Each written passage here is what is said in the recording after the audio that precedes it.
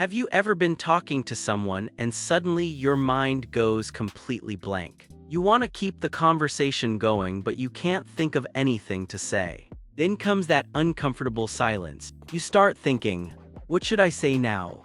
And the more you think about it, the harder it becomes. But here's the truth. Being a great conversationalist isn't about having thousands of interesting stories. It's about training your brain to notice, listen, ask, and connect. Conversation is a skill, and like any skill, it can be practiced. So here are 10 simple exercises that can help you become more comfortable speaking, thinking on your feet, and keeping conversations naturally flowing. Exercise 1. Practice the one more question rule. The next time someone tells you something, don't immediately change the subject. Ask one more question. If they say, I went somewhere interesting this weekend, don't just say, that's nice. Ask, what was the best part? That simple question can turn a short answer into a real conversation. You don't need to constantly think of new topics. Just stay curious about what the other person is already telling you. One answer leads to another question, and another question leads to another story. Practice this every day, because sometimes you don't need more things to say. You just need to ask one more question.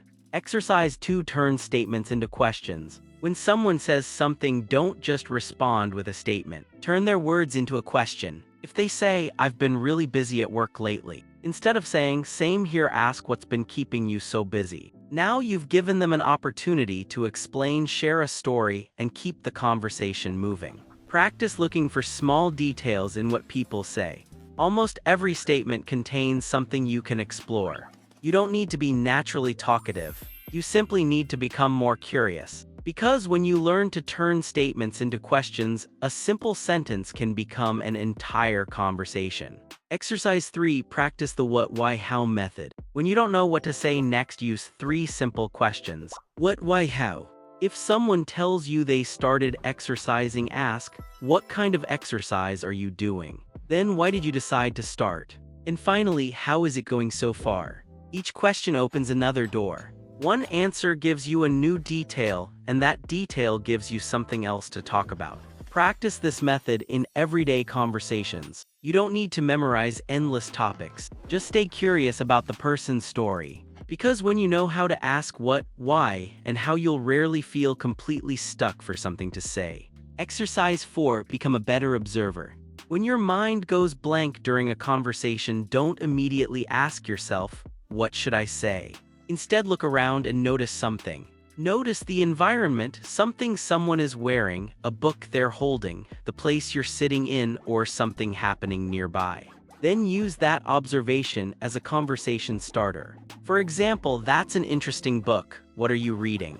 The more you notice, the more your brain has to work with. You don't need to invent topics out of nowhere. You simply need to pay attention to what's already happening around you. Because when you become more observant, the world around you becomes full of things to talk about. Exercise 5. Practice sharing small stories. You don't need an incredible story to keep a conversation interesting. Start with the small things. Something funny that happened today, something surprising you noticed, a mistake you made, or a memory that suddenly came back to you. For example, instead of saying, my day was busy, share one small moment that made your day interesting. Small stories give people something to respond to and often lead to stories of their own. Practice sharing one small story every day. Because great conversations aren't built from impressive stories, they're built from simple moments that feel real.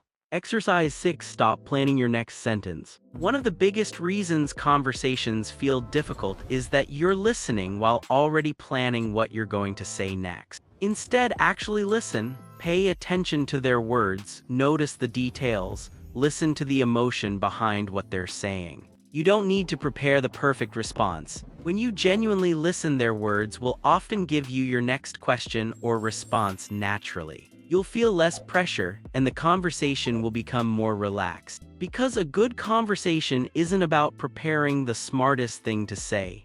It's about being present enough to hear what the other person is actually saying. Exercise 7. Practice topic bridges. When a conversation starts slowing down, don't panic. Instead, connect the current topic to something related.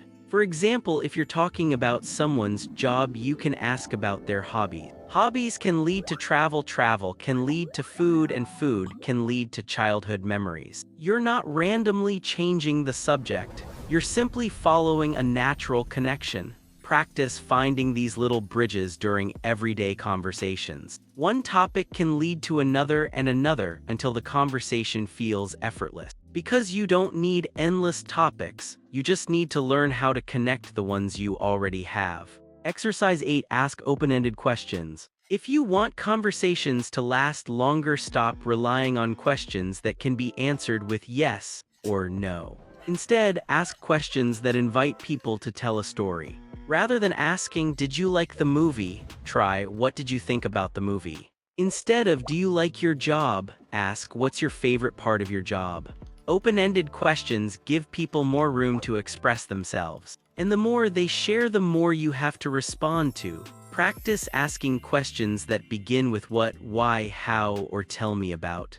Because sometimes the secret to never running out of things to say is simply giving the other person more room to talk. Exercise 9. Practice talking without trying to impress. Sometimes conversations become difficult because you're trying too hard to sound interesting. You're thinking about every word, wondering if they like you, and worrying about saying something awkward.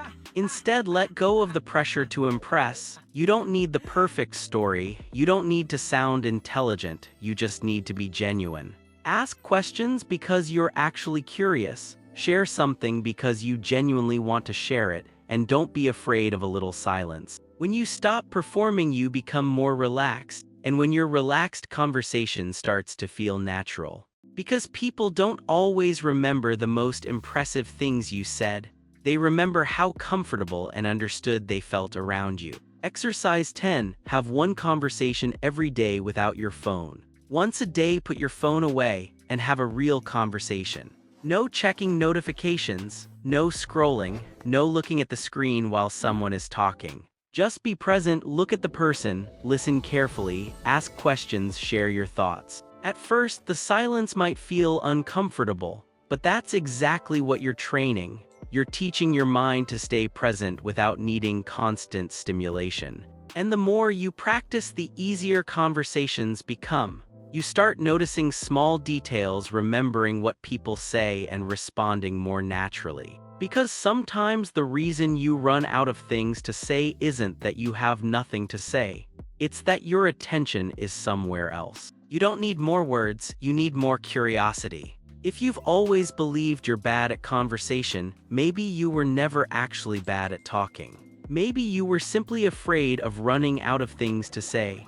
But conversations aren't about having an endless supply of clever sentences. They're about being curious, listening, noticing, sharing, and allowing another person to reveal their world to you. You don't need to become the loudest person in the room. You don't need to become someone you're not.